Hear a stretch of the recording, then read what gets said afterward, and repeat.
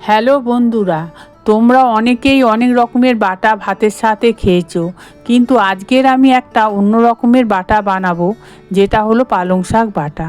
এটি খেতে যেমন সুস্বাদু এবং সঙ্গে স্বাস্থ্যকরও। আগের দিন এই রান্নাটা গেস করতে বলেছিলাম, পিয়ালিদের সঠিক গেস করেছে। পিয়ালি, তোমায় ধন্যবাদ। এবার চলো রান্নাটা দেখে নিই। প্রথমে পালং শাকগুলো ভালো করে ধুয়ে বেছে নিলাম।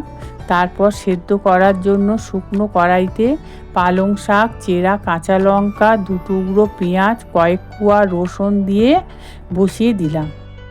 মনে রাখতে হবে, আমরা এখানে কোনো রকম জল ব্যবহার করব না, কারণ পালং শাক নিজে থেকেই জল ছাড়বে, সেই জলেই সেদ্ধ হবে। তারপর সেদ্ধ হয়ে গেলেই আমরা ঠান্ডা করে কিছুটা ধনেপাতা দিয়ে মিক্সিতে বেটে নেব।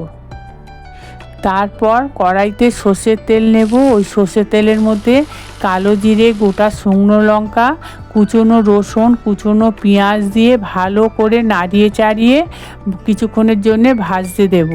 তারপর আগে থেকে রাখা পালং শাকের পেস্টটা দিয়ে এবার স্বাদ মতো নুন এবং স্বাদ মতো চিনি দিয়ে শুকনো শুকনো করে নামিয়ে নিলাম।